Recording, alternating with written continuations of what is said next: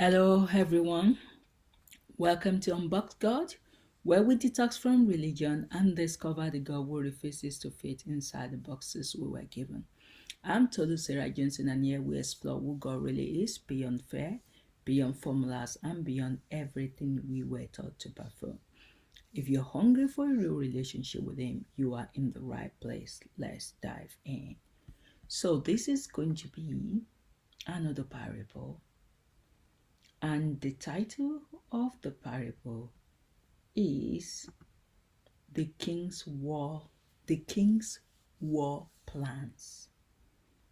Foresight before conflict. Surrender before defeat. From counting the cost to choosing the outcome, the previous parable forced an honest pause. Do not begin if you cannot finish.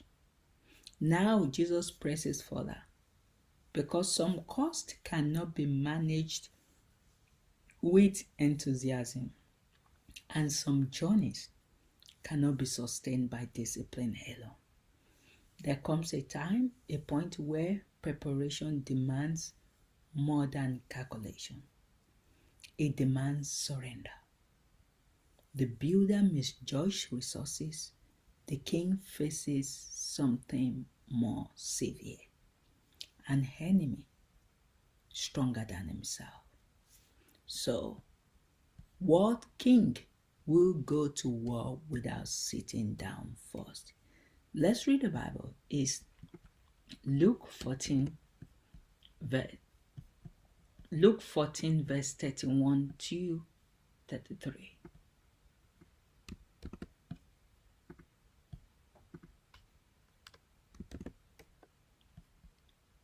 It says, or suppose a king is about to go to war against another king. Won't he first sit down and consider whether he's able, with the 10,000 men, to oppose the one coming against him with 20,000? If he's not able, he will send a delegation, while the other is still a long way off, and ask for terms of peace. In the same way, those of you who do not give up everything you have cannot be my disciple. Wow. That's it. When you look at verse 31, it says, or what king going to make war against another king does not sit down first and consider? Jesus shifts the image deliberately. Building assumes progress.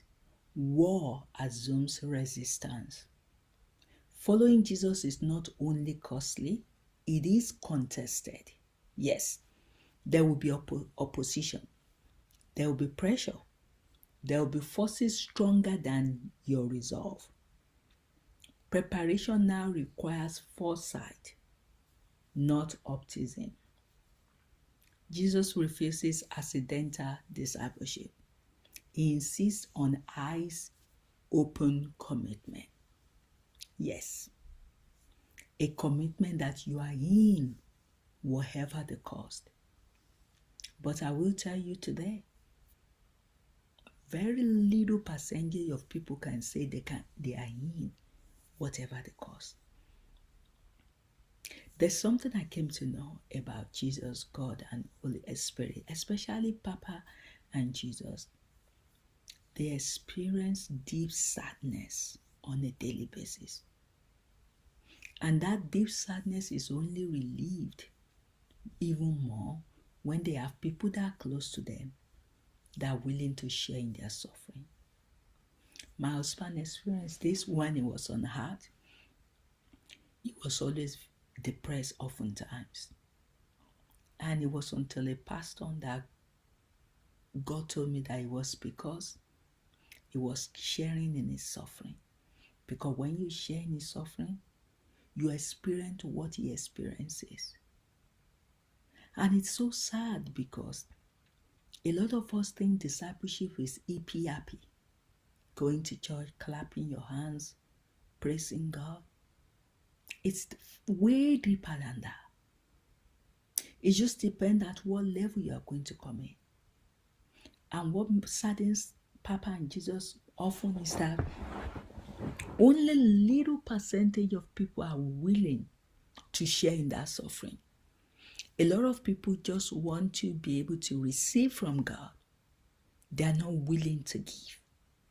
So if you want to get into the proper discipleship, not a follower that just knows God, that just said they know Jesus, they've confessed their sin. Proper discipleship requires commitment, and it requires an eyes open commitment. And this commitment makes you prepared, it makes you ready whenever Jesus comes or whenever judgment comes. So, this is the turning point. It says, whether he is able with 10,000 to meet him who comes against him with 20,000. The king is outmatched. Not slightly, decisively. Jesus does not soften this image, he intensified. This is not about strategy alone. It is about self-awareness. The illusion Jesus destroyed here is this: I can manage discipleship with my own strength. Preparation that ignores weakness is not faith. It is presumption. Yes, there will be times of weakness. There will be times where you look at the journey and you wonder, that enemy seems to be more than I can cope with. I don't think I can withstand that. Oh, this is too much for me, God. I love you, but this sadness has engulfed my life. I need your grace. It's more than my ability can cope. That is what the king is looking at here. He does not ignore weakness. He's saying, this is the reality of what I have in front of me. But the next verse says, or else he sends a delegation and asks conditions of peace. This is not cowardice, it is wisdom. The king recognizes that victory will not come through force. So he chooses another path. Preparation here means knowing when surrender is strength. So Jesus is redefining what winning looks like. The goal is not self-preservation, it is alignment. Discipleship does not advance by overpowering life, it advances by yielding to Christ. Yes. So, verse 33 says, so likewise, whoever of you does not forsake all of that he has cannot be my disciple. This is the cost fully revealed. No partial adjustment, no negotiated obedience, no strategic compromise. Forsaking all does not mean losing everything physical. It means holding nothing as untouchable. Preparation here is reaching its sharpest edge. You are no longer preparing to manage the journey. You are preparing to yield to it. You are surrendering to God. You are forsaking all for Him. And this is not going to be an easy thing. Counting the cost is something that you examine on a daily basis.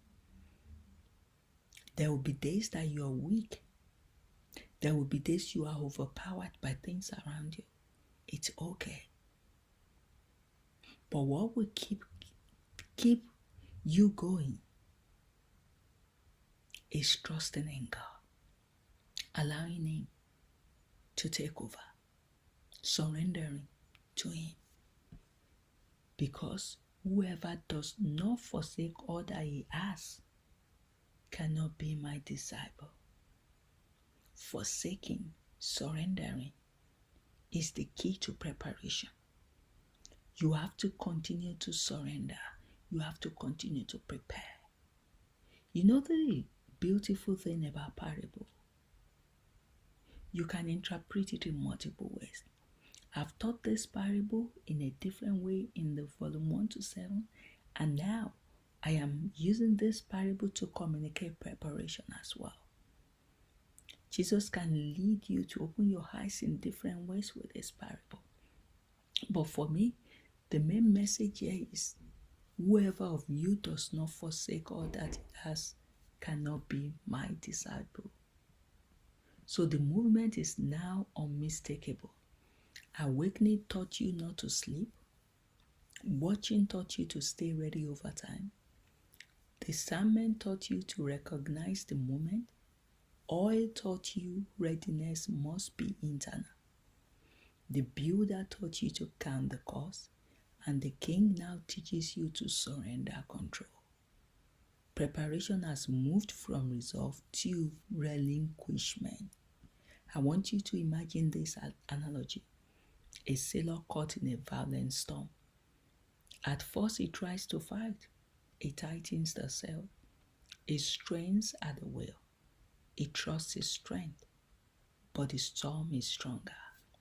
So, wisdom comes when he stops fighting the sea and learns how to yield to his power. He adjusts the sails. He aligns with the winds.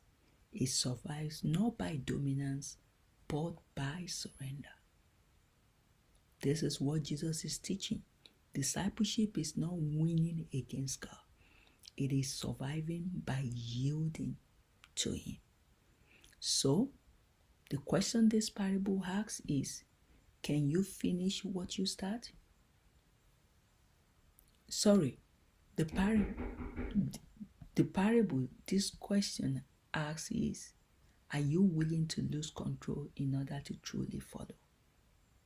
Not can you finish what you start? Or are you attempting discipleship as a managed project rather than a surrendered life?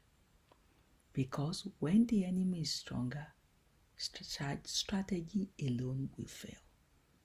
Only surrender secures peace. So, the parable does not glorify loss. It clarifies reality. You will not overcome this journey by strength. You will not outplan it by discipline. You will not finish it by willpower. Preparation now means this. You stop trying to win. You choose to yield. You lay down ownership. Because following Jesus is not accidental. It is chosen with eyes open and hands released. So, why this parable belongs here? Jesus places the king's war plan here because preparation has reached its decisive moment. Counting the cost exposes the price, but surrender determines the outcome. Only those who know when to lay everything down are truly prepared to follow all the way. And from here on, discipleship is no longer about what you can build. It is about who you are willing to trust with everything. And I hope you'll be willing to trust the Father everything, to know that He knows well and He knows the journey ahead. And you can trust Him that He will see you through the ups and downs, the ones that you cannot face, the ones that you can face. You will know that He's holding you right there with you. I will see you in the next parable, which is going into the next movement. And I hope you've been blessed. God bless.